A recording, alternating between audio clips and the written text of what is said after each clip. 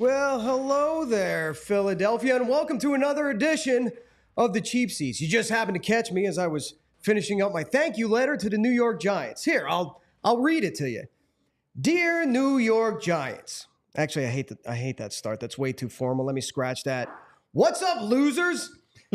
On behalf of the entire Eagles fan base, I would like to thank you for hiring a general manager who was so inept at his job that he gave Joey Harrington's less talented younger brother a bag full of money instead of paying a bona fide superstar like Saquon Barkley. I will be sure to send a Christmas card to Joe Shane when the time comes, assuming that he isn't fired by them, because that dude is a walking pink slip waiting to happen. You can say that one man's trash is another man's treasure, and you would be right. Saquon Barkley certainly is a treasure. But the only trash that I see is the football team that you're putting on the field.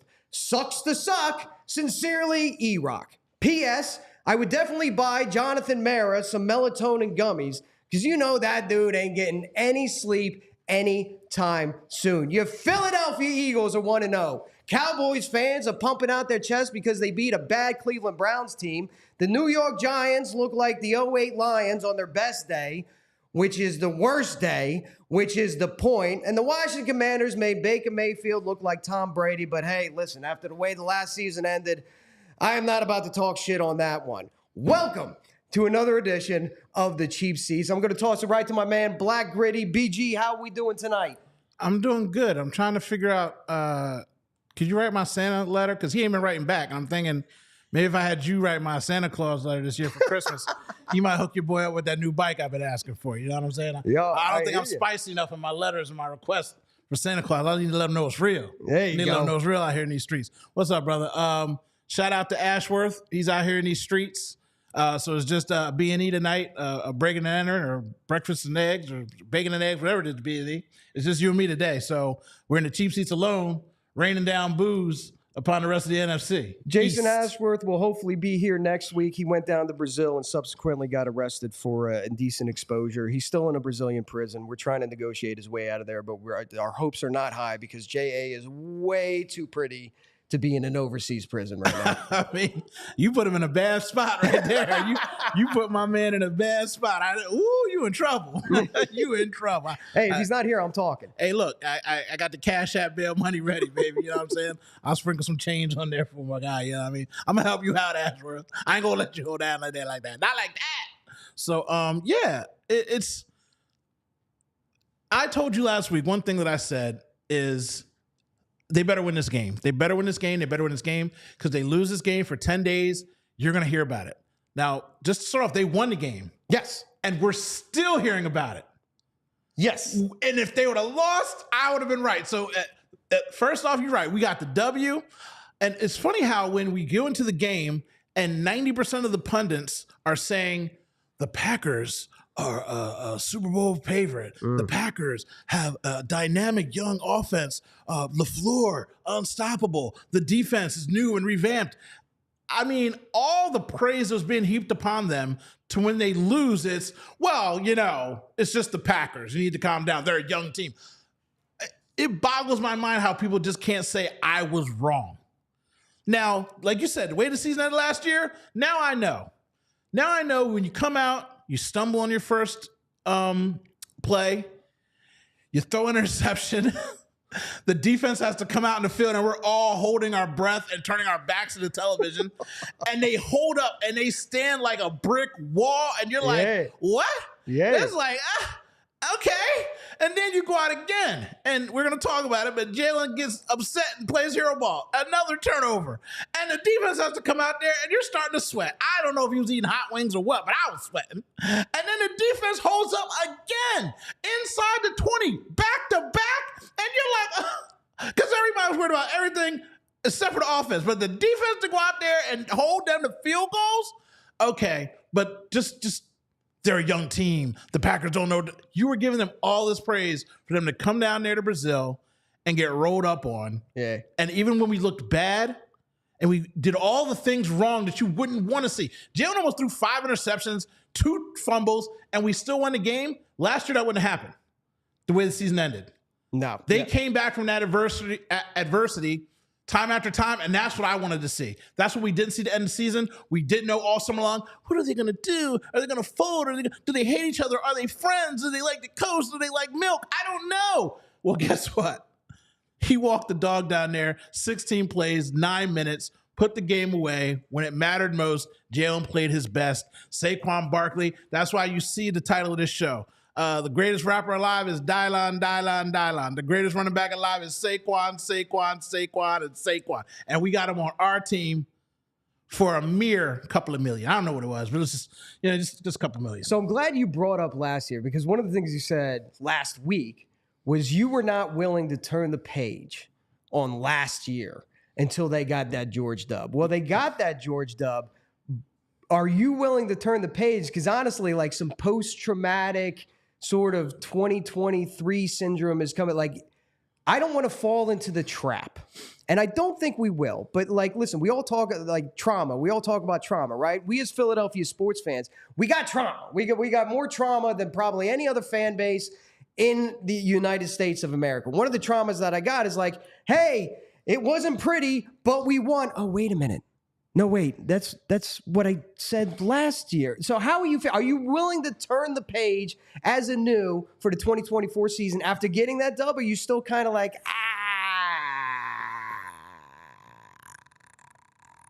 I am too much of a believer in Jalen Hurts not to turn the page. And I say that because I'm not going to be a hypocrite. I told you we needed the win. I also, for my own personal gain, I needed the win with the adversity. I don't need Jalen Hurts playing hero ball like he did. Like I said, we're going to dig into why he was making those mistakes. But when he made the mistake and he came back and he made another one, and then there's a fumble exchange issue, which, mind you, there were a lot of fumble exchange issues in the opening week of football throughout the NFL. A lot of sloppiness. It was one of the lowest opening weekends in football history with passing yardage and touchdowns, everything across the board. A lot of sloppy plays. So preseason, no preseason, it doesn't matter. Even people that played in preseason had sloppy games. But for Jalen Hurts to make mistakes like he was making, and the reason he was making those mistakes, and to still come out with the win, and to come out with a drive that he led. Now, I know Saquon was a beast, and he did everything we dreamed he would do. But on that last drive, Devontae Smith is worth every single penny and more. Pro's pro. Because when you need a catch, he knows where the sticks are. For as small as he is, every wide receiver in the NFL should watch this man take a hit and get up and ask for the ball again and then make the catch again. So what I saw made me feel better about every single thing of the problems we had last year. Because last year, we would end up getting blown out in that game. Making those mistakes in the first quarter like we did, they weren't coming back. They weren't going off the mat. Wave the white flag. It was like Tampa all over again. Yes. They would have realized, like, within the first couple drives, like, all right, that's the ball game, boys. Yes. Let's try to limp our way through this game and try to get out the other side. But the young defense stood up, held them to field goals. Yeah. Special teams did their thing. And then the offense got themselves going. And one thing you should have started off with when you wrote your letter, Roger Goodell. Oh. You need to stop doing this to the Philadelphia Eagles. If you can't get a field together for my team, stop sending us places, okay? When we go to the Super Bowl, I need to be the side father. Send my heavy butt out there to go run up and down that field to make sure it's okay. Fat dinosaur lineman on a soccer field does not work, bro. You got dudes out there ice skating. Dudes worth $300 million and can't get their cleats in the floor. Can't get their cleats in the floor. It's embarrassing. If you're in Brazil, you don't know any better, but you saw trash and slop out there like a Super Bowl that we should have won that we lost. It was just embarrassing to watch my team have to go through that again. 10-hour flight, $1 billion worth of equipment, $1 billion worth of players, and they're out there doing splits in Brazil. Absolutely embarrassing. Well, it is embarrassing. And in fact, we invited Vince from Philly Sports Trips, who brought a ton of Eagles fans down there to enjoy Rio de Janeiro and Sao Paulo, and brought all of them. So I called them up today, and I was like, let me know about the atmosphere in the game. Because we're sitting here, just what you said. Brazil, I don't know if you knew this, but you saw some trash football. The damn referee was getting hoarse by the end of the game because there were so many penalties. These people are used to soccer. Soccer doesn't stop. It has a running clock. And if somebody goes down and time elapses, hell, they just add more time at the end of the game. This game was a laundry fest as far as yellow hankies on the field, and the referee was getting hoarse by the end of the game. I don't know if they realized it, but they watched some trash football. So I called up Vince, and I was like, hey, listen, man, We're up here in Philadelphia talking about how that was an embarrassment of an NFL game due to all the penalties, the conditions of the field. But you know what? Our perception of their perception is inconsequential. Like what we think that they think doesn't matter. So I called him up to say, hey, listen, man, how was the in-game experience? How did Brazilian fans take to the – and he started telling me stories, and that's when you know this. Like, don't do the show before the show. Yeah. I called a timeout. I'm like, listen, save all of that. Stop talking. Shut up. Save all of that. We're going to get you into this show to tell us those stories firsthand, and I can't wait to do so. But circling back to Jalen Hurts before we get into Vince, I know the interceptions and the potential interceptions were bad. Like, just, bro, what are we doing here? Like, come on, Jalen, you're better than this. But I'm a big believer in the second watch, right? Because you watched the first game, and I watched it at Lincoln Financial Field with just one side of the field with the Eagles fans watching on these big LED screens. I'll get into that as well. But, like, you get that first initial gut impression, and then you have to, like, fact check yourself, right? You have to go back and rewatch it again and say, was my initial gut reaction correct? And I'll tell you, Jalen Hurts, but if you take away those plays, and I'm not excusing them, nor will I excuse them. This isn't a podcast where we're going to make excuses for Jalen Hurts. We believe in the guy, but we're going to hold the guy accountable. Jalen Hurts played a phenomenal game besides those passes. He stood tall in the pocket. I was literally had a sheet out going roll left, roll right, stay put, run. And I was going to start charting it. And quickly I realized, like, all those balls to Smitty that you're talking about, all those balls to AJ, right, where he had the long touchdown, hit him in stride, all those balls that he was throwing to Goddard, so on and so forth. My man was standing tall in the pocket, planting his feet, and Jalen is an accurate quarterback. Jalen is a quarterback who can put amazing touch on the ball. Jalen is a quarterback who can put as much zip or as much loft on the ball as he wants if his mechanics are right. You have to hear me out on this. You have to hear me out on this. Jalen Hurts does not have, and before you go killing me in the comments, Jalen Hurts does not have a special arm. He just doesn't. He's not Patrick Mahomes. He's not going to roll out of the pocket and sidearm it. He's not going to throw it against his body and throw it 60 yards opposite side of the field. He's not going to throw it behind his back for 30. He's not going to be able to do all the things that Patrick Mahomes can do. But where Jalen and we saw that, right? His first year as a starter, right? What was the big knock against Jalen Hurts? It was, he throws softballs. He throws pillows. He doesn't have the arm for it. What did he do the next year? He went and got himself his own quarterback coach to work on his mechanics. Those mechanics were never better on display than it was on Friday night when he was sitting in the pocket, planting his feet, and throwing the ball with accuracy, putting the ball in places where only his receiver could make a play.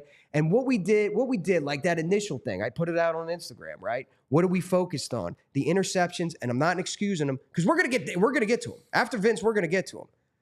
But when Jalen Hurts is able to plant his feet, use his body, his entire body as the vehicle to deliver the ball, he is a phenomenal quarterback. I dare you to go back and watch that game and watch my dude standing tall in the pocket, putting the ball, being safe with it. I'm not including those potential interceptions and or the interceptions, but go back and watch. We'll talk about Jalen plenty more, but first I want to get my man up from Vince. Vince from Philly Sports Trips, who brought all those Eagles fans down to Brazil. One of my good buddies and a good buddy who I will be working with pretty soon coming up in New Orleans. Vince, how you doing, my friend? Doing great, man. I can't believe we're back from Brazil and we got another game here around the corner. Absolutely. Well, first of all, welcome back to the United States. I'm glad you made it here safely and without incident. That is awesome. You guys absolutely killed it down there. I was watching all the social media posts. You guys look like you were having an absolute ball. A+ for the what you put on for the fans, and you're going to continue to do so throughout the year. But I called you up today. Hold on one second. Yeah. Vince, nice to meet you. This guy wouldn't How's it give me his going? passport. I was trying to sneak down there, and I told him we're both bald and beautiful. They're not gonna know the difference. Vince, next time, tell your boy to help me out. You know what I mean? This guy. You know what I mean? Hey, E-Rock loves to travel, but from the get-go, we couldn't get him down in Brazil. That's what He wasn't feeling it. Actually, he told me, I was like, I could go in your place. I was like, I could be E-Rock for a weekend. You know what I mean? You got to Just work give on me that a hat, accent. you know what I You mean? just got to work on the accent. Look, give me a hat. I got DJ. I can just help me out, set me up, Vince. You know what I mean? This guy wouldn't give me his passport, but it's all right. Go ahead and get to the storytelling. I just want to call him out on it, Vince. You know what I mean? He ain't sharing with your boy. Yeah, so Vince, I called you up, and because up here in Philadelphia in the United States, we're talking about like what an absolute embarrassment that was, because the field was absolute trash. It was chewed up. It was worse than when we played in the Super Bowl. And the amount of flags that were on the field, like what must these Brazilians think about American football after witnessing that? I called you up to kind of get your perspective on it, and you started rattling off some amazing stories. So I just want to start in stadium, atmosphere, aisle seat, all of it. Give it to me. All right, so I just want to talk about the passports for a half a second. We had 3 different guests with passport issues, people going to the consulate down in Brazil, didn't even tell us, like crazy stuff, guys. So there's a lot of other stories, but let's go, like you said, back into the stadium. I'm not sure if drinking in Brazil during a soccer game is not allowed or they're just not used to it, but these Brazilians were young and they like to drink. And they used this event as their Super Bowl. And man, they were singing and dancing and partying. It was wild, guys. I haven't seen something like that since Dollar Dog Night down in South Philly on College Night. But it was wild, and there was no rules. People just standing where they want. The one gentleman was standing next to me, and I said, "You can't stand here. This is the aisle." And he said, "This is Brazil. I can stand where I want." And I said, "Where are your seats?" He said, "They're up there." And I said, "Why don't you go up there?" And we had a little bit of a banter back and forth. He ended up buying me a drink, and we all were friends. But all the people around me said, "We're really sorry about that guy. We're not like that." But honestly, they were great. A lot of Packers fans, they decided that was the team. Maybe it's the colors. A lot of Go Pack Go. A lot of hatred for the Eagles. But then you know what? They were singing along with the Fly Eagles Fly when we kept scoring touchdowns, and it was a fun game. I don't think they understood the game too much, but they were learning it, and you could definitely tell that some Brazilians were getting upset when other Brazilians were not paying attention or didn't understand the call. They were celebrating after there was a flag, and we just were laughing at them. They were celebrating after a flag? Well, they would get the first down, and then we all knew it was holding, and they saw the flag, but they didn't realize what it meant. So they thought that they were, that they were good. We said, "Hey guys, that's coming back." So with that game, like the bad part, field, flags. Okay, we went over it. The good part, high scoring game, entertaining game, a lot of big plays, a lot of cheering. If you were down there, you were talking to him, you were kind of getting the vibe of the stadium.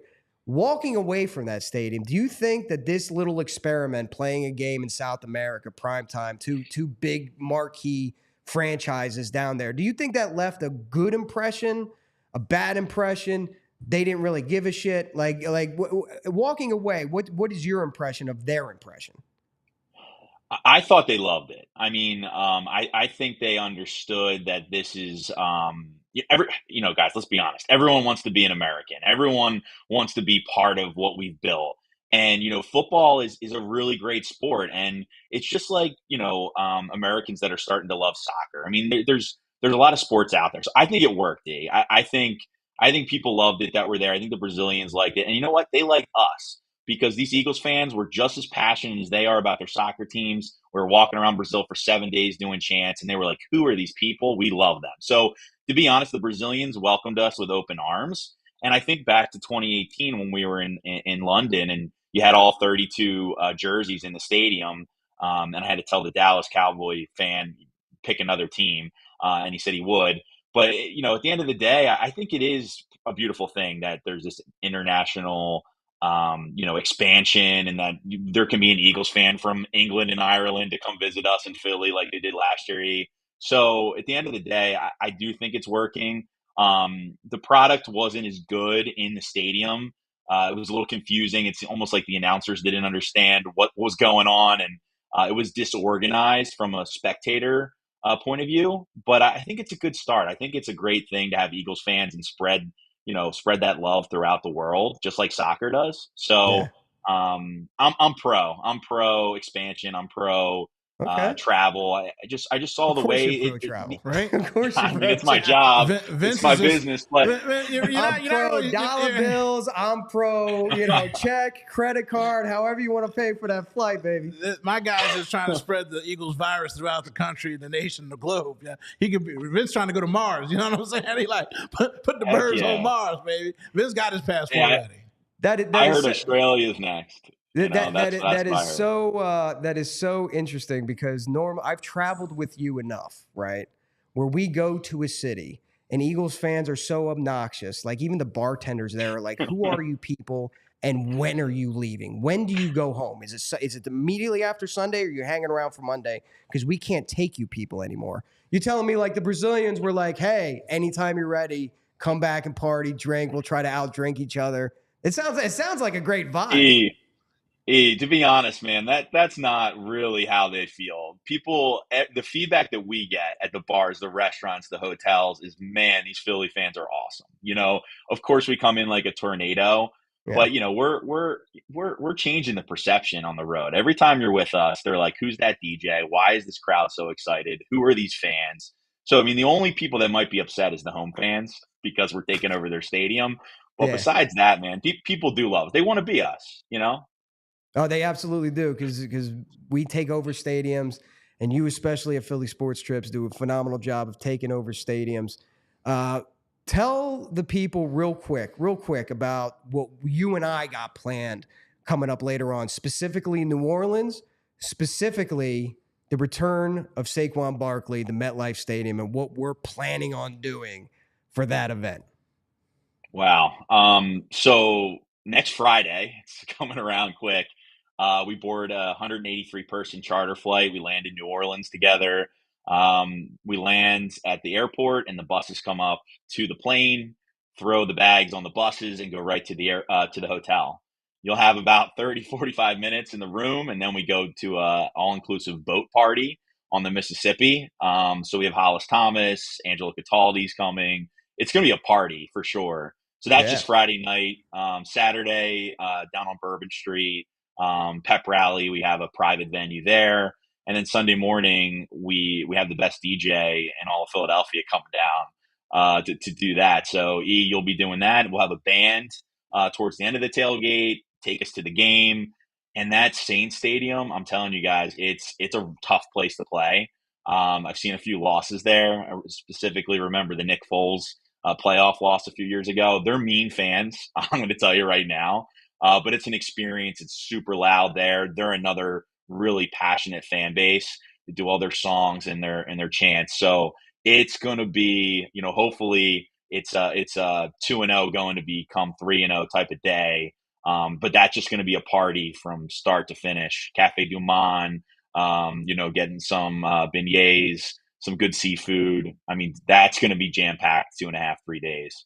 Yes, And sir. then once we get back and recover, we can start to think about the Saquon October 20th. But the bus trips is what we've been doing for years and years. It all started with the Carson Wentz, 1,000 fans to Washington, where the team sacked them 9 times and we had That 10, was 20,000 amazing. Eagles fans. That was a amazing. memory.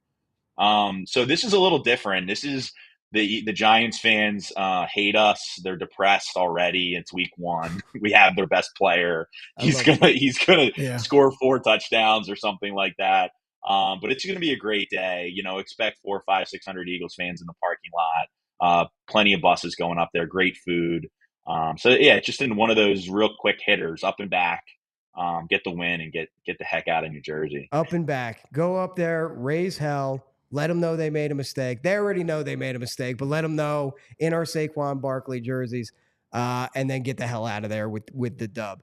Vince, I appreciate you coming on. And listen, if you guys are interested in booking a trip I can't put enough emphasis on this going up the MetLife Saquon Barkley trip.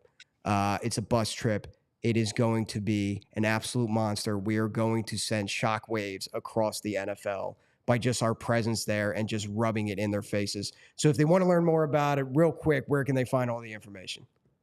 Well, they can go to your social media, of course. That's true. That's true. PHLYSportsTrips.com. You can check us out on Instagram, Philly Sports Trips. And yeah, love you guys. Love the new show. This is pretty awesome. So I'll be listening in every Wednesday. And go Birds. Let's get 2 wins next week. How about that?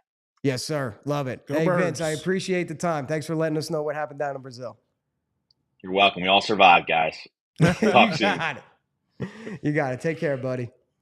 So, Vince, going to all these cities, it is never ordinary. But you know who else is never ordinary? That would be Bet365. Whatever the moment, it's never ordinary at Bet365. Bet365 has 90 million users worldwide. Bet365 live streams 780,000 events per year.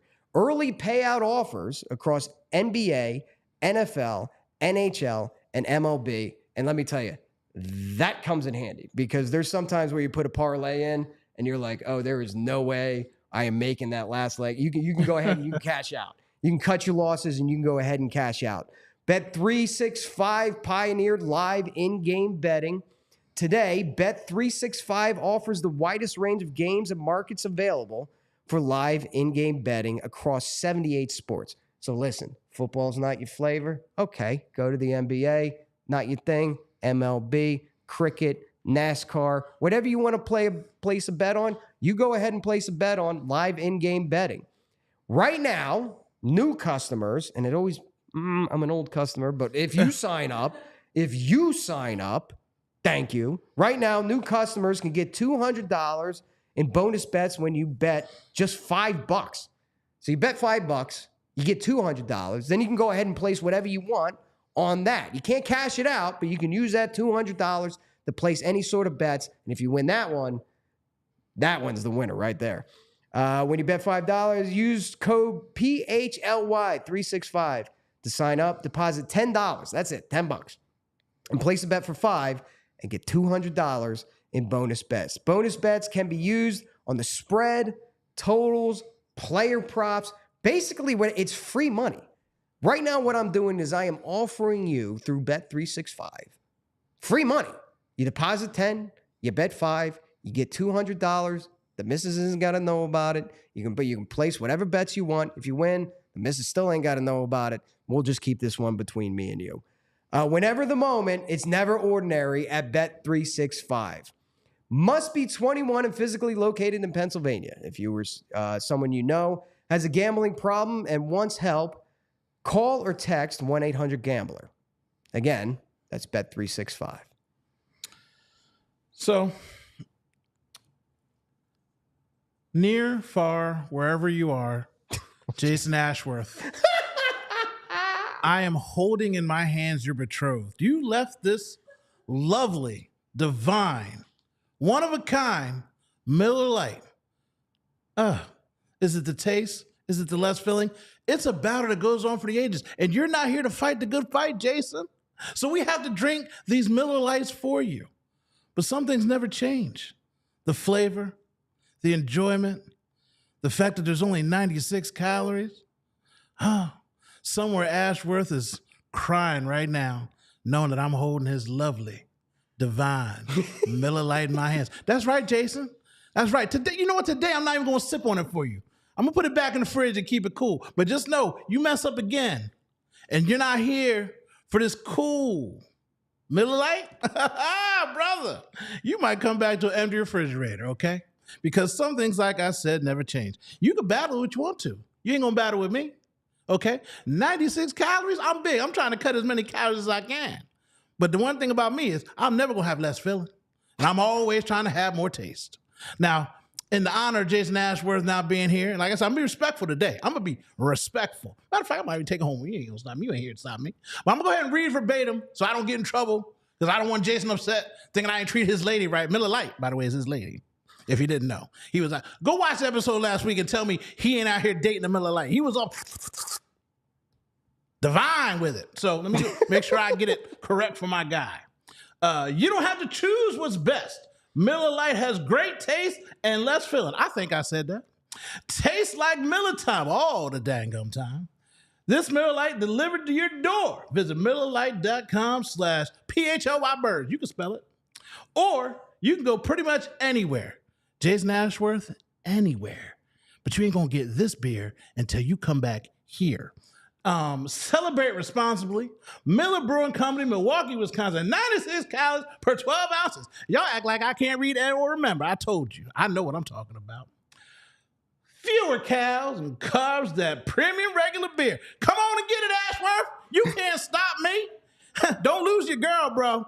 Don't lose your girl. You better show up next week. I love it how Miller Lite has become like the sexy commercial of the Cheap Seats podcast. Hey. Like, I'm not sure if Miller Lite is going to be down with this, but we should start playing like, I'm not sure we have the budget for it. When I see another grown man slather up on something, I'm trying to find out what that's like. You know what I mean? I'm trying to do it. You know what I mean? Yeah, I'm trying to see what that's like. Hey, shout out to the Swoop Boys pod real quick. Appreciate you guys tuning in. But we just got done, before we had Vince on, I just kind of started to get into the whole Jalen Hurts thing. And, immediately leaving the game, like, we're so focused on the bad. And listen, the bad was horrendous. You had balls lofting in the air, throwing across the body. You had a possible pick six to Dotson over there. And you had AJ having to act like a defensive back. So the bad was bad. But in second look, the good was really good. BG, what was your takeaway from Jalen Hurts? Do you feel differently now than you did when you first watched the game? No, like I said, I had you stand up on a mountaintop clapping about my admiration for Jalen Hurts. The thing that I love about him the most is also his biggest detriment right now. Last year, the Buffalo game, they are going down to win the game. They have to kick a field goal. Jake Elliott nails a long field goal in the rain. Everyone jumped on Jalen Hurts because he's on the sideline and he is visibly pissed off, angry and annoyed. Kelsey's angry too. And everybody's like, oh, he's not supporting the team.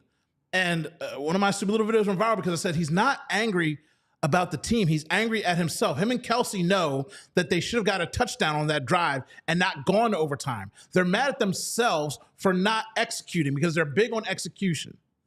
And when that happens to Jalen, he presses. That slip and fall, getting behind the sticks, somebody needs to tell him, you're not going to get it all back on one throw, bro. Punting is okay sometimes. And once he settled into that, he played well. But then late in the game, when he wanted to put it away again, he just wanted to do it. He made the mistake. Right now, he has too many weapons at his disposal to ever feel like that. I could be down 21 and think that I could score 21 points in 5 minutes with this team. I can hit home runs with this team. And he has to drill that in his head and stop having these simple, embarrassing throws from himself because it's only hurting the Jalen Hurts defenders when he does that. And I know why he's doing it. It's hero ball. He wants to fix the mistake, but sometimes that compounds the mistake. But I believe the mentality and the mindset that he has, he will look at that tape and see what you saw. Right. Bro, I've got ammo at every level. Let me just pull the trigger. I don't have to do it myself. And it's really a testament to Kellen Moore and the offense. Like, if you watch that game, he was scheming guys open. Like, a lot of those passes to Smitty, like there was one where he was swung it to the out. Smitty looked like he was going to be a blocker on a screenplay and then went up and hit him. So Kellen Moore is designing plays to get dudes open. There's too many. I agree with you 100%. There's too many weapons on this offense for him to start to play hero ball.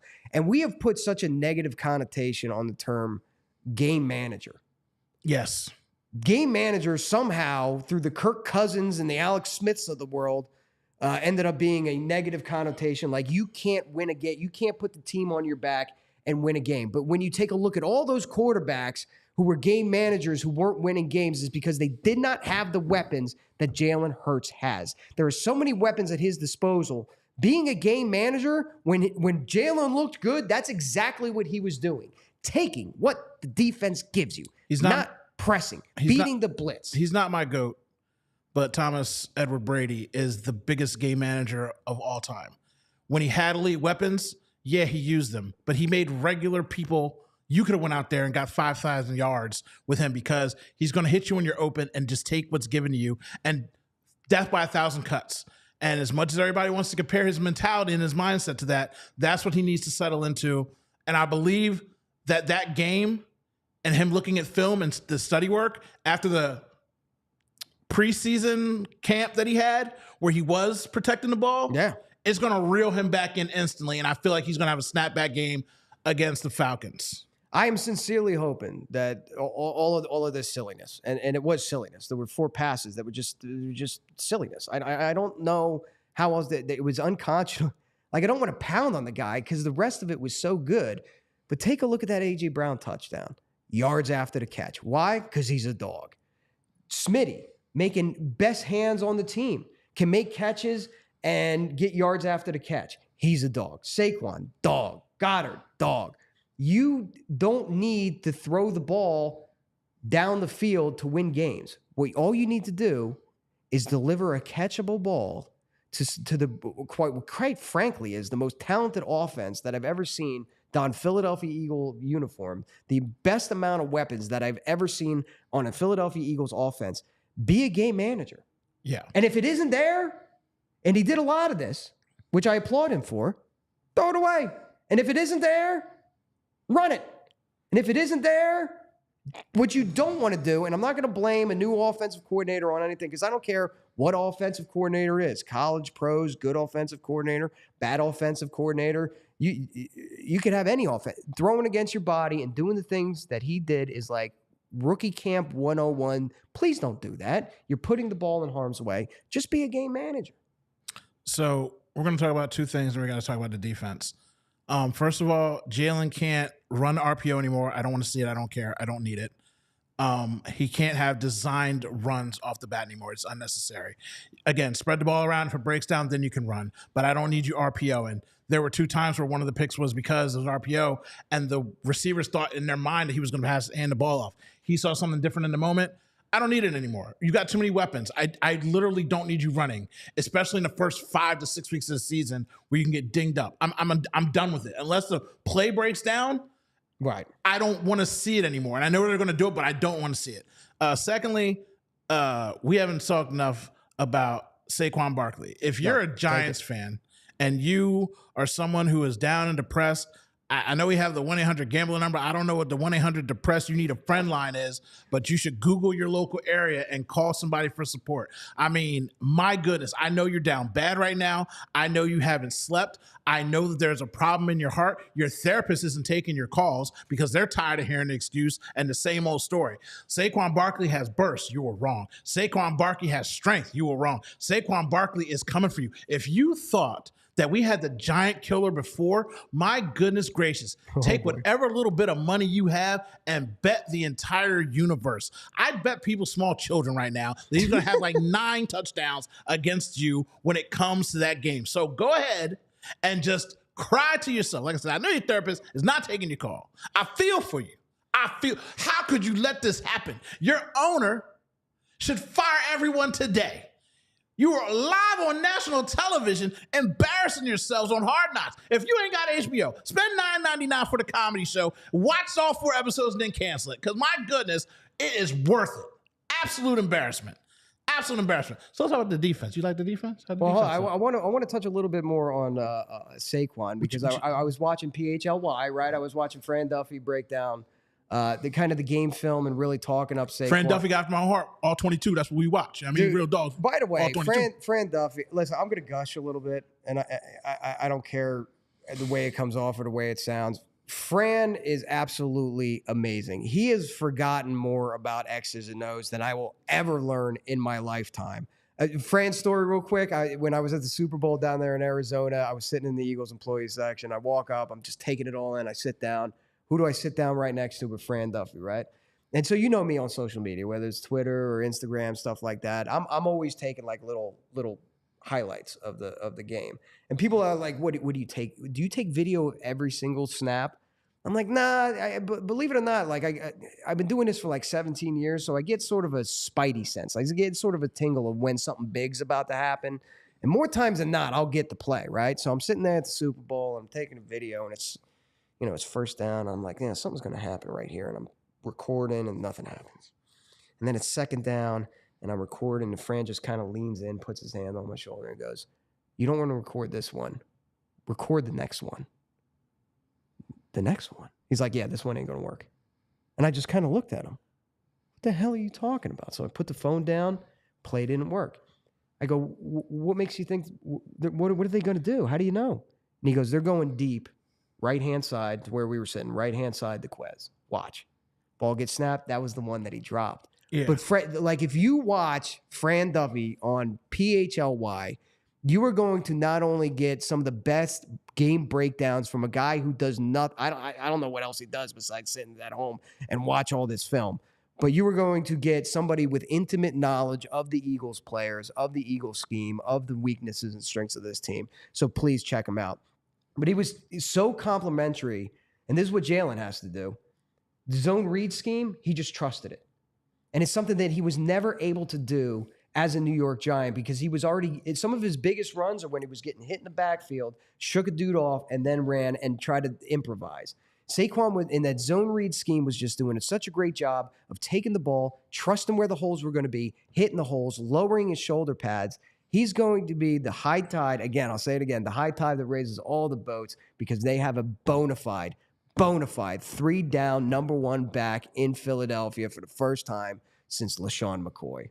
Defense, what do you want to say about the defense? My favorite player is now Quinyon Mitchell. He is the breath of fresh air that everyone in Philadelphia has wanted. Tied with the baby rhino. Now, the baby rhino has a place in my heart because I'm a dinosaur too. So he's on his own accord. But in the new batch, Q is just the fact that, like, I don't know what he was saying, but I assume it was something about somebody's mama, sister, uncle, brother, because whatever he said on the first stop in the end zone, 3 Packers rolled up on him, and he's just like, rah, rah, rah, rah, rah, rah, your mama. And they all just turned around.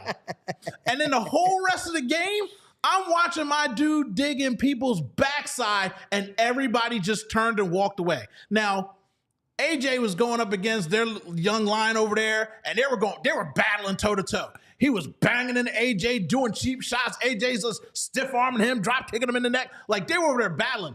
Q was over there handling 2 or 3 dudes because they were attacking him over and over and over again. Like, we're going to get the young guy. I'm like, bro, you might want to throw somebody else. Yeah. Because my boy's hungry. And again, what we saw it in training camp when AJ came out and said, yo, I don't know what this dude's on, but my first play, he told me my route was trash. I'm like, now, when you go to a new job, a new team, any place, a new workplace, yeah. You know what I mean? I mess with Julie now. I bust her chops all the time. Now, the first 2 days I had to tiptoe find out what her vibe was like. You know what I mean? I told her, like, hey, HR, we got HR. What's going on? I got to feel people out. Q walked right the door like, bow, you suck. What it is. And so when you got a dude that's got that kind of attitude with friends and family at his job, like I said, what did he say to these wide receivers? Because, dude, they were upset every time he was covering them. And he wasn't doing that trash thing that every DB does. Oh, no catch. No catch. Or the finger wag to Jalen Mills. My boy's hands were at his side, locked and loaded, ready for swinging. And he was just like, your mama, your mama, your mama. And they just kept turning away walking. I'm like, man, get me a jersey. I know I'm too big. I got to order custom, so I got to wait on mine. But I'm getting me a Q. You know what I mean? It is what, I wish a Q would. Out here, boy. I wish a Q would. My boy was out there, big dog, stomping on people, and I appreciate that. That's what kind of life I'm living. Overall, by and large, I think collectively we can all say that we were pleasantly surprised by the defense. Number one, with all the kind of sloppiness in the first couple initial drives. You can't judge a lot of I know everybody's freaking out about Nolan Smith and this, and I'm like, the field was trash. There's no traction, bro. I don't know. Huff didn't do it. There's no traction. We'll get to Huff in a second, but regarding the pass rush, because I see my boy Cozy in there talking about the pass rush. I saw firsthand, again, with Fran, a defensive line that was on a historic clip for the Philadelphia Eagles in the sack category get completely nullified. Null and void because the Sodfather decided to turn on the sprinklers before the Super Bowl, right? And so the pass rush, I can't dog them yet. I can't. Did I want to see more? Absolutely, yes, I want to see more. Think how you're feeling if you're a Packers fan right now. 2 sacks on each side. But hey, listen, the Packers weren't rushing the passer. Jaylen, by and large, had a clean pocket for the majority of the game. The interior, Beck and Cam, I mean, absolutely blew it away. But the pass rush, like, listen, a slippery field will absolutely nullify it. 100%. We saw it in the Super Bowl. Had I not seen it in the Super Bowl, I might be a little bit harsher on the defensive line. But knowing what I know, okay, I'm willing to give you to week 2 because we'll preview for a little bit the Falcons. Not that they're worthy of a whole lot of preview, but the interior pressure against the Falcons really cost them that game. And Jalen Carter and Jordan Davis, listen, we didn't get much from you against the Packers. I'll give you a mulligan because of the wet field. We need to see that against the Falcons. And we will see that against them. I'll say this. One thing you're not going to see a lot is the sun in your eyes when you're doing what you need to do out here in these streets. That was the kick to me, right? It was. That way. I was like, yeah, I'm shuffling my papers. Like, I thought I had the Shady Rays. Thank you for teeing that one up so eloquently. By the way, I love how you and Ashworth are putting in the group chat the GIFs and videos of Rocky Balboa trying to read a book, breaking my balls about the way I did. Yeah, it was bad. I was getting roasted. First of all, don't put me on text crime. I didn't do it. I mean, I laughed at it personally, but I mean, I didn't even thumbs up it a lot. You know what I mean? One time maybe, but I'm just saying that was Ashworth. That's why he ain't here today. He's scared. You know what I mean? He was going after you. You know what I mean? All right, well, boys and girls, buckle up. He's about to give you one. Ready? Get ready for the season. Maybe I should just do it in the phony radio voice, and then I can get through it. We're gonna experiment with that real quick. Get ready for the season ahead with the quality shades that are built to last. Our friends at Shady Rays have you covered with premium polarized shades that won't break the bank. Shady Rays is an independent sunglass company offering world-class product rated 5 stars by over 300,000 people. Their shades have durable frames and crystal clear optics, making them the perfect choice for all outdoor adventures. This is actually working out for me. They have hundreds of options to choose from. So you're bound to find the perfect pair to match your style. They probably have a style in your favorite team's colors. Check them out. I wear Shady Rays while going to the Eagles games and fishing, by the way. You're big fisherman. Big fisherman. Avid saltwater fisherman. Yes. And let me tell you something. If you're at the beach and you're fishing, or you're at the beach and you want to see the sharks because they're out there, I know, I catch them. Get yourself a pair of polarized shades. You will be amazed at how well it cuts through the water, right? So you can see all that action. One thing real quick. Yeah. Best thing about that is, for somebody like you, a man on the water, a man in the ocean, if you get that big fish and you're fighting for your mammy-jammy life, and the shades pop off your face, these guys replace them for you. Do they? Plus, if your shades go missing, there it was. Plus, if your shades ever go missing or take an unexpected hit. By a shark. By a shark. Don't sweat it. They have the most insane protection. They have the most insane protection in all of eyewear. Every pair is backed by their lost or broken replacements. That's unbelievable. They're just giving you free shades if you break them. Hey, they know you. They know me. They know me. If you don't love your shades, exchange them for a new pair. Are return worry-free within 30 or return worry-free within 30 days. There's no risk when you shop. Their team always has your back with their personal and fast support. Exclusively for all of our listeners, Shady Rays is giving out their best deal of the season. Head to shadyrays.com and use code PH, and there it is again, PHLY for 35% off polarized, get them polarized sunglasses. Try for yourself the shades that are rated 5 stars by over 300,000 people. So, if you're here and you want to support PHLY and you don't know how to do it, you can get them a Die Hard.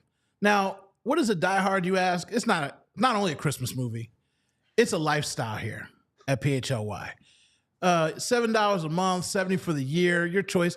You're getting that Fran insight. You're getting all kinds of stuff in the Discord. You can get out of that toxic Twitter hole you've been living in. You know what I mean? Hop out of the chat and get into a Discord with like-minded Philadelphians. You're getting 20% off on the PHLY merch. So get behind the stage, get behind the scenes, become a diehard. Last week, I mean, because again, E-Rock didn't want to give me his passport, so I did the second best thing I could do. I went on down there to the watch party at PHLY. We had drinks, we had snacks. The macaroni and cheese was actually popping, boy. And as a black man, I can tell you as a connoisseur, for a place in a restaurant, that macaroni and cheese was on and popping. You know what I mean? PHLY hooked your boy up. Drinks. The ladies were out there. The Eagles fans. The one dude was yelling so loud, I almost threw him off the balcony, but I was there in a work capacity, so I had to just EAGLES eagle it up. But I'm saying, they're throwing wild parties and events that you guys come on down to. Another watch party on Monday Night Football from 5 to 8. You come down to the beer garden. Go to PHLY.com, events, and get a ticket. It's free. You ain't even got to pay this time to get in. You know what I'm saying? And while you're there, find the email address for PHLY and email E-Rock and tell him to hook your boy up with the passport next time he asks. You know what I'm saying? Because I don't think this is, listen, guys, it's just us. Y'all diehards. It's not in the works yet, but I mean, maybe I could work something out where if you become a diehard and contribute a little bit of change, I might get my boy hooked on phonics. He needs it. I'm gonna help my man out. You know what I'm saying? I'm just trying. My God. For 50 cents a day, you can help an E-Rock out. You know what I'm saying? It's not legit yet, but I'm just saying, if you're a diehard and you send an email, I might be able to work some magic to get something. Hey, look, 20% off anything you want to do, all PHLY.com. Somebody help me, help them, help you, help us. It is what it is. I might even show up to that one because, you know, I got E-Rock, like I said, he ain't give me the passport. So I might even come down to the garden and have a drink with y'all on Monday. But all PHLY, diehard. Go ahead, do it. Just when I was going to give you like a giant thank you for the assist on my read. Oh, right? yeah, I did. Helping me out. Because you be fishing. Yeah, but you you go ahead Deep sea. and use your read as an opportunity to dog me. What do you mean? I think it's like, what's the commercial when you were a kid? Hooked on phonics. The more you know. The more. Take a look. E-Rock's in a book. It's a reading rainbow. But I'll tell you what, I am reading something. Jason Ashworth is actually in the YouTube chat right there, live commenting from his Brazilian suite, which is a jail cell for indecent exposure. Jason, I just got a message for you, buddy. Got your girl, hang strong, hang tough. You know what I mean? Squeeze those cheeks, squeeze the cheeks. Okay, and we will get you out of there. We're going to get you out of there, dog. Just like Saquon Barkley with the New York Giants, we are going to get you out of there. You just hold tight, my friend. Don't drop the soap. Don't drop the soap. I'm just saying. Woo. Rough times. Hey, I didn't put you in jail. He put you in jail. Hey, look, he was wild out early. Go ahead, watch it.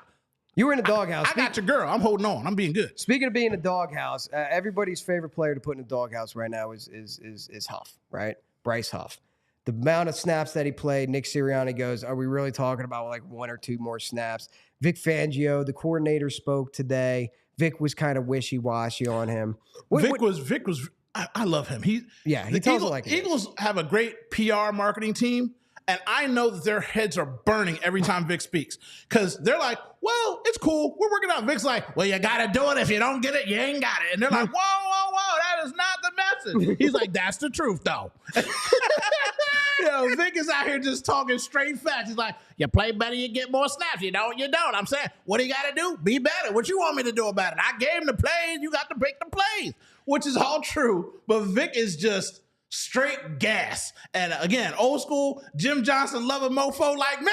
Oh, I eat that stuff up. Go ahead, tell the truth, Vic. I know it's uncomfortable, but tell it to the people. He's straight up. Second watch. I'm watching John because I was like, or Bryce. I'm watching him because I'm like, dude, was he really that bad? Was he really that bad? It's the field. And it's the field. B, like I'm watching the plays. I'm just dialed in on. I'm trying to ignore number 53 and number 17 because they played out of the cleats. They blew me away. I was not expecting that from those two. 53 was on the hunt. 17 was flashing, but 53 was working. He was a dog. He was working. Yeah, but watching numbers there, okay, first play, they run to the opposite side of the field. Next play, all right, they throw a screen pass to the opposite side of the field. Saul play there. Okay, is it going to go Bryce Huff's way? No, they're double teaming him and running it to the other side of the field. Too. Like, you need that get off to do your part of what you're used to doing. And then all of a sudden they run to his side, and I'm like, oh my God, they're running at Bryce. And actually, no, they're running at Nolan Smith. And if I was the Packers, I would be running at Nolan Smith too. But I'm not trying to gas out or make excuses for Huff. I'm not up on Huff. I'm not down on Huff. I'm just I'm confused. I don't know who this guy is because ever since day one, right? They signed we signed Bryce Huff. Okay, great. I don't know anything about him. I don't watch Jets games. Jets fans don't even want to watch Jets games. So I know nothing about this guy whatsoever. So I'm listening to all the different podcasts where they have beat writers from the New York Jets talking about them. I'm listening to other fans and their opinions. And you get one guy over here that says, "Hey, this is a high motor guy. He's a sack monster. He's going to be great for you guys. He was just buried underneath because we got a lot of depth at edge rusher. So he was just buried down the rotation. It was affordable for them just to let him walk. It's fine. He's going to be great for you guys." And then you had other even like experts, even beat writers would go ahead and say, Huff is a complete liability.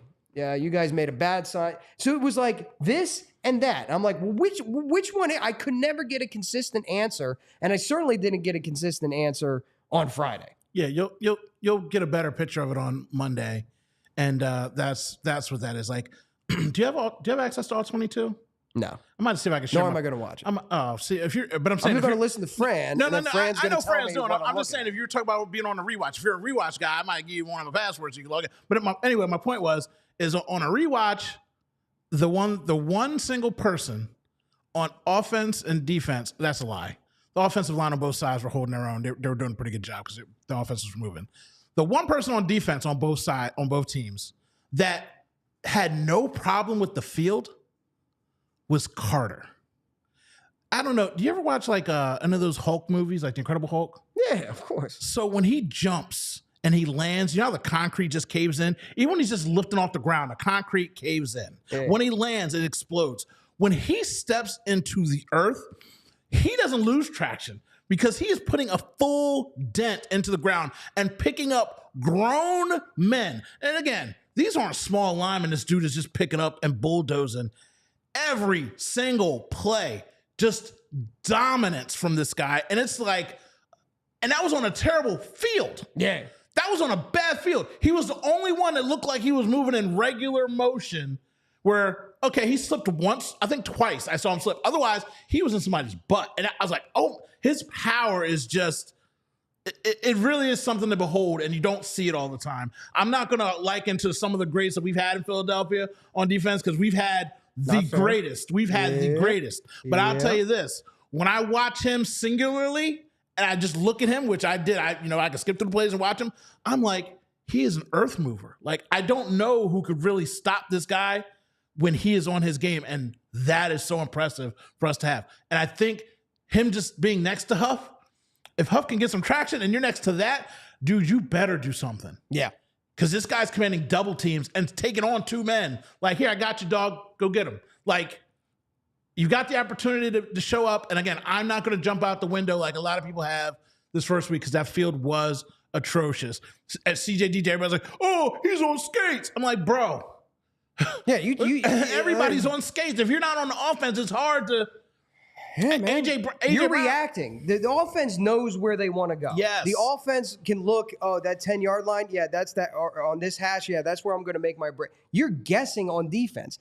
Guessing plus wet field does not equal great results. And I felt like the Eagles' defense held their own. And that was a testament to Vic. So earlier on in the downs, he does a situation where he runs the blitz.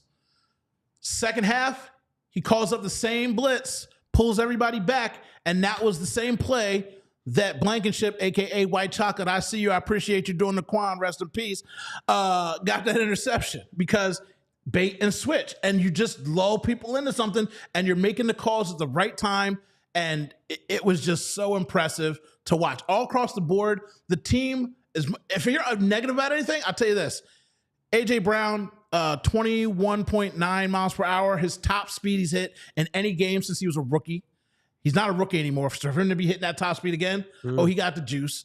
Smitty, right, left, center, motion, catches every single place you look. Saquon Barkley, a literal tank that can also catch. I mean, I don't know many tanks that could do that, but he's doing it. And then Jaylen against the blitz. Oh my God, the blitz. 6 for 7. 91 yards against the blitz. He was so good against the blitz they were scared to do an all-out blitz. Everybody's like, why didn't they do an all-out blitz? Because when you got a wide receiver 1, 2, 3, one of the top 5 tight ends in the league, and Saquon Barkley, and a right and left tackle that will destroy you, the last thing on God's green earth you want to do is send a full 8 and then have him scamper out for 9,000 yards because there's nobody there to help you. You can't do it anymore. And if you do it, good luck. Good luck to you. So defensively, you talked on Q, amazing debut, right? The swagger of a Darrelle Revis 10-year veteran, right? This guy. You either got it or you don't. That kid's got it. He's going to continue to make plays. I thought Reed Blankenship had a great game. All right. White chocolate. White chocolate had an amazing game. That passed that was a touchdown, and he broke it up at the last second. Yeah. He had the pick. He was around every single play. Chauncey Gardner-Johnson, listen, you missed a couple tackles. Like, I still believe in the guy. He's going to be a ball hawk. You put him on some better cleats, on a better field. You go to watch those interceptions start to rack up, just like they did during that Super Bowl run when he was on the team. Avante, okay, I get it, on skates. The linebackers played better than we could have ever hoped for or expected. 53, like you said, was putting in work. Nakobe Dean, who was named the starter by Vic today, like bar none, like, no, it's Nakobe. What he lacks in size, which was a detriment to what people thought he could be. You want to talk about an intelligent football player. He's reading. He's not reacting. He's anticipating. His instinct is let loose. Football IQ is being one of those core values. No football IQ is better than Nakobe Dean on defense that night. And just a small tidbit, because we don't get into the weeds a lot here, but again, I'm out here, I'm doing all 22s. I'm trying to be little mini Duffy in my own world. Shout out to my Uncle Duffy. But the PFF, he was like, his PFF, he was the words. It's like, I know Nakobe's PFF was low. That's why sometimes you actually have to watch the game, because the eye test means something too. Because guess what? Maybe if you're doing your job, someone's not going after you. When I said mid-play Slay, another reason why he's mid-play and not big play is because people don't mess with him. He gets the least amount of targets. Yeah. They went after the young boy. And the targets that they did go after him, Slay's not giving up nothing. Yeah. So, Slay's, he didn't do anything because nobody's throwing at him. Right. So again, there's nuances to the game where you're not just reading a PFF and getting down on a young player and saying, they didn't do anything. Or did you watch him? Because he was flashing. If you were watching the game, he popped out on the screen to you. And I know you were at the link with like 10,000 people. Most fans don't show up for that. I think the Falcons had 1,000 people show up to their watch party at the stadium. Boo-hoo for you. But when you were there, I know for a fact, when he had that pick, I know 10,000 people were like, ooh. Like, I know the energy was in that building about to explode because you see the potential, you see him attacking, you see the instinct. So shut up me about the PFF sometimes and watch the game, bro. Watch the game. So when you take a look at all the positives we just listed on offense and everything that's going on, and all the positives we just listed on defense, when you take a look, I get it. Sometimes it's Negladelphia and stuff like that. We're talking about the pass rush to be determined. You get a mulligan. Next week, you got the Falcons. Much better opponent. You're going to be home. You know that field. You know that turf. You know that crowd. And more importantly, you know that damn quarterback. He's a statue. Go ahead and get in his face. And Jaylen with the interceptions, as egregious and silly as they were, I think that was a coaching point that they hammered home all week that, listen, we're not doing this. We're not doing this. This is Kellen Moore's offense, and the offensive weapons that you have do not require you to play hero ball. You clean that up, you get a pass rush that's not on a slip and slide. I'm feeling great. I'm feeling great about this team. I know when we walked away, we felt bad, like most of us felt bad about a loss. I don't feel bad. After watching it the second time, I feel so encouraged. They're headed in the right direction, and they're going to be dangerous. You had 12 wins last week, right? 12? Was it 12? Yeah. You going to bump that up? No, I'm sticking with 12. Sticking with 12? Sticking with 12. So I told you I had 12. Yeah. And I said, depending on how they beat the Packers, I'm jumping up to 15-2, dog. Just to put it on the record. I'm jumping up to 15-2. That's a significant jump. I'm just putting it up to 15-2, right? Look, I'm just saying, again, if you're here this late, I know y'all rocking with us because, I mean, we've been running for an hour. We're going to go a little late tonight because we got to talk about the Falcons a little bit. But let me just tell you something. We're going 15-2. Book it, okay? The Cowboys, they beat the Browns without a left tackle, a right tackle, and no Chubb. And Deshaun Watson sucks right now, and he is a horrible player, and anything you want to say about him is fine. A little tidbit that the media did not tell you for the last 2 days where they've been dogging this man and kicking him in the back. His father passed away less than 48 hours before that game. So for him, missing passes wide open, sometimes guys go out there when they lose a family member and they have lights out games and it's like, I did it for my dad. And like my dad passed away, dude, I didn't go to work for a month. I didn't do anything for a month. So just take certain things with a grain of salt when you're out here crowning the Cowboys who do nothing. Micah Parsons is once again Lawrence Taylor, when we all know he hasn't had a sack in the postseason since he's been in the league. So just calm down when you want to talk to me about Dallas because they still suck and you suck if you're their fan because the Browns suck ultimately. But just get all the information before you start coming at me on the internet telling me about your squad. And if you're a Washington Commander, well, I mean, it's hard being a stepchild that's one step above the Giants, but enjoy it while you can. Is all I'm saying. Enjoy it while you can. I love the fact that you brought up the watch party at the link. You was out there doing it. You the mayor. I'm just saying. This guy, he won't take me nowhere. I sent him pictures of me DJing. I told him if he's sick, I'm here as backup. He wouldn't give me his passport. I'm saying we look the same. Look. He got a tan. You know E-Rock be traveling. What you want me to do? You know what I mean? I can even spell his last name. You know what I mean? He don't know. I copied his license, but I need the passport. You know what I'm saying? He thought he was giving it to you for the spelling, but I got the copy. Anywho, what's going on? When I was scrambling up here, papers flying all over the place. Because when I tell you people I came in hot, 95 the plane just landed. like I just sat in this seat. It's go time. Shit. Okay, we're going live. We'll do it live. Do it live. I'm glad you brought that up because there was right before on my way up in the elevator, I was checking my email and there was a survey from the Philadelphia Eagles about the experience at that watch party. Eagles fans, we are going to be entering a new era of ownership pretty soon for the Philadelphia Eagles. And the one piece of feedback that I've gotten from Julian Lurie or about Julian Lurie is that there is going to be a very intense fan-centric approach. Not that the Eagles didn't cater to the fans. They always have. Not that the Eagles weren't good to their fans. They've always been good to the fans. But he's going to take it a next step. I'll tell you, being there at Lincoln Financial Field, they had them on these 3 giant LED screens. DJ Diamond Cuts, who I love that was killing it on the 1s and 2s. Drone show, things like that. On that survey, listen, Eagles, if my input has anything to do with it, do not stop that sort of interactive fan engagement, bringing people to the link. Set that up as many. Listen, I realize you can't do it for Eagles versus at a 1 o'clock game. I get that. But when it's a primetime game, when it's a playoff game, if you can pull that off again, what an environment to be in the stadium watching the game as it's going on. Hugh Douglas was there. Trey Thomas was there. Eagles alumni got to be on the field. Please, whatever this plan is that you guys have in your head, keep doing it. It's going to be absolutely amazing because it was phenomenal on Friday. So I want to tell you, we're going to do 2 things right now. One thing I want to tell you, E-Rock, you know, he's Mr. Eagle. He loves the Eagles. You know what I mean? And sometimes where's he going with this? Sometimes he keeps things to himself because he don't want to share with y'all. He just told you about his amazing experience. Now, one thing, you know, I used to be a Sixers season ticket holder. Back in the day, they used to invite me down there for lunch. I get a lunch box. Yeah, I mean, I get to shake Julius Erving's hand, maybe get the Elton Brand hug or dap up every once in a while. To now, they're just out here giving out a brown paper bag, begging for extra money. And I'm like, well, bro, I don't even get to go to no meet and greet. So then E-Rock, you know what I mean, goes down to get his tickets. And again, he act like he ain't on the internet. These dudes walk you down there with a red carpet. They got the light shining. They showing you the Lombardi. They got people out there on the field. Somebody tosses you a ball. They take you on a little self-guided tour, and then they give you your tickets, and you walk out.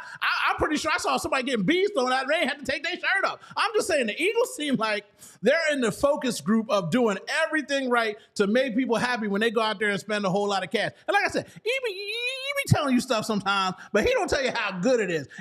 The Eagles are out here giving foot massages and back rubs because they love their fans so much. The Sixers out here got me talking about, why aren't you coming back? I'm like, bro, I can't get out the second round and I can't get a hug. You think I'm coming back for that brown paper bag snack sandwich? No, sir. So I might have to get on this Eagles train and split tickets with somebody because the Eagles out here doing people right.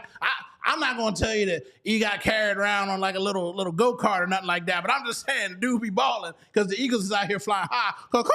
I'm just saying, just so you know, the Eagles are doing it right. Eagles are doing it right. If you want to go to a game, just ask. Huh? You don't got to go through all this. You don't got to steal my passport. You don't got to dog me on the podcast. You don't have to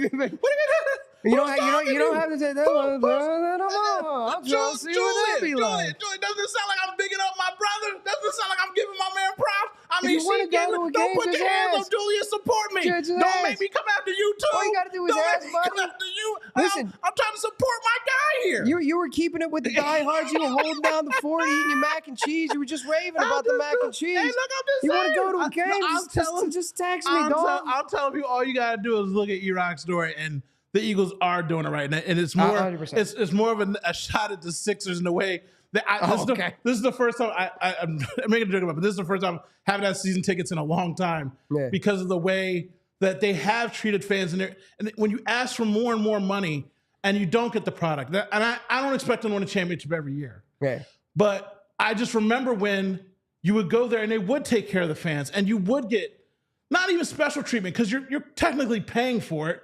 But it felt like they cared. And now that my owner's down there, he owns the Commanders, he's this and that, he's throwing white parts, people out here doing wine things. I'm like, do you care? Because I feel like the Phillies care. Yeah. I feel like even the Flyers have moved to a situation where they've got guys in there that care about what the people want in Philadelphia. And I know for a fact that the Eagles are a leader and a flagship of it. So my goodness, like the Sixers need to do something because the Eagles have taken up the mantle of the city, like they've always had, but they've really taken it up for fans. And the Phillies getting back into the postseason. Your owner saying, I'm going to spend crazy money. Next thing you know, you got Turner. Bryce, thank you for choosing me. It is a different thing when it comes to Philadelphia, and I think the Sixers need to take a look at what the Eagles are doing. 100%. 100%. And I'm glad you brought the Phillies and the Sixers and the Flyers all into it. I gotta check the timeline, or I gotta check, social media. Do you think Cassie got a little revenge? So glad you brought that up. I think Cassie got a home run. I think he got a hit. So I wanted to ask you this too, because Philadelphia, we boo here. Are you anti-boo or are you pro-boo? I am pro not telling you what you should do with your own voice. Okay. I don't boo. I sit there angrily. But because I don't boo, I don't tell you, like, if you want to boo, boo. I don't give a shit. So I'm super pro boo because of what you said. I will boo when you are bad, and I will cheer when you are good. And also, if anybody else boos you and we're bad, I will destroy them if they're not us.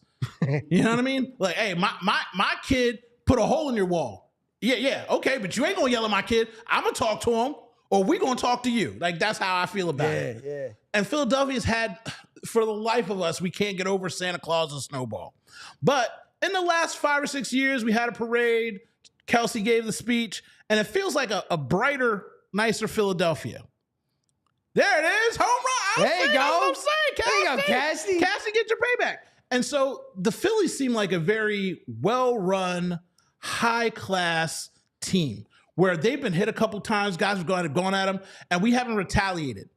Last night, Bryce was the first one out of the box. Cassie stood there. He didn't charge the mound, and they both clowned that pitcher and embarrassed him beyond belief afterwards. But Bryce was basically calling him a loser, saying, I'm not going to be a loser too by hitting you in the back. Are you a retaliation kind of guy, or are you a take the high road kind of guy? Like, they hit my guy, let me hit their guy back. Where do you stand on that? Do you have a problem with it? Would you do it? Would you not? I think it depends on the clubhouse. I think it depends on the team. I think it depends on the personalities. Like some, you're going to see some teams where they're just not interested in playing those head games. They don't want to sink themselves to your level, or they don't want to take themselves out of their own game to, kind of play, because you're goating them into it, right? Yeah. If you do that, it's not just making you feel better. It's you're trying to get a react. You're trying to send a message. It's hockey time, right? You send your enforcer out on the ice. hey, you hit my star center. Okay, well, go in there and bang him around. So I think it really it depends on the overall temperament and I also do there's a lot of mic'd up that don't make, I hear about that don't make it. And you talked about Baby Rhino. Yeah.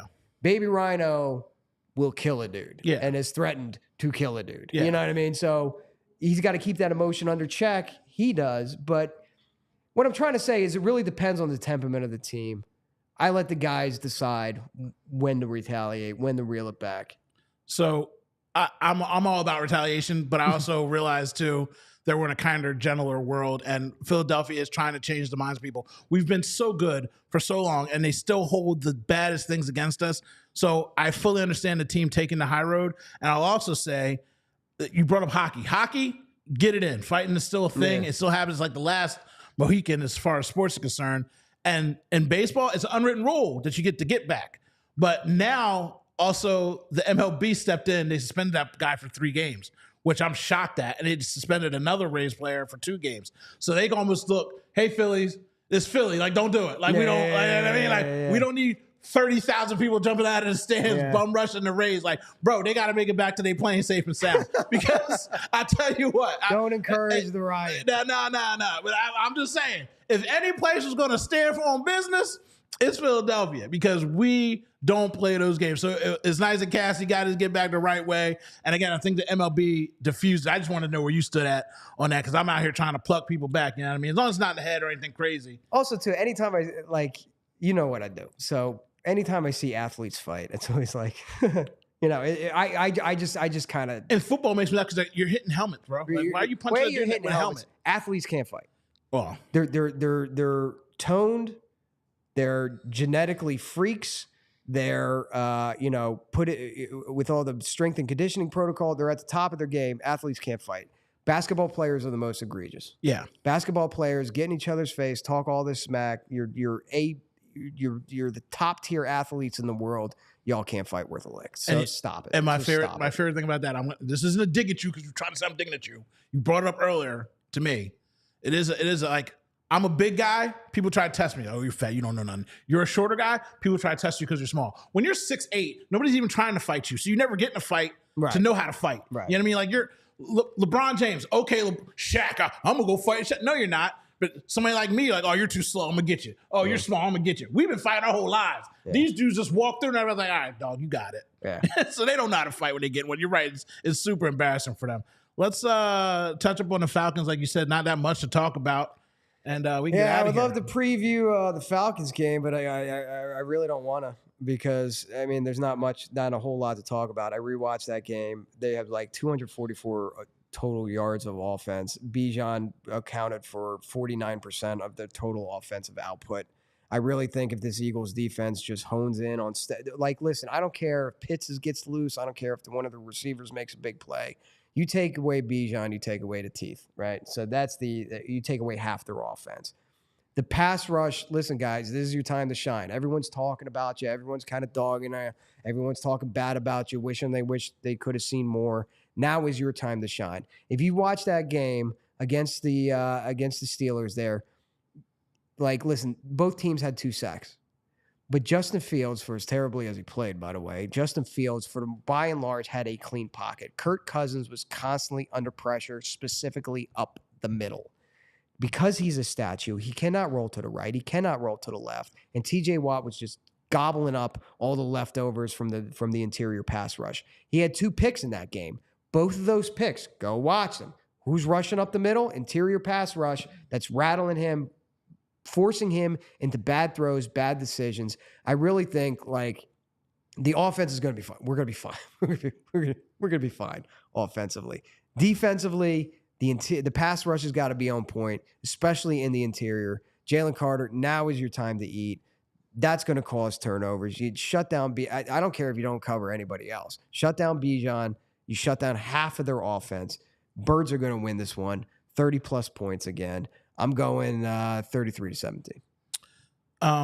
So not to get into anything that matters because you pretty much hit all of it, but if I wanted to be a nerd, I'd say, well, Jalen Hurts just really needs to worry about the two safeties on the Falcons. They have really good safeties. They're ball hawks. Yes, I do. So just make sure, Jalen, that you don't do the thing that you almost did 72 times last week. Yes, sir. And it won't be a problem for us, okay? Absolutely. Unleash Saquon, control the clock, keep these guys down to maybe 10, 15 minutes if you're generous.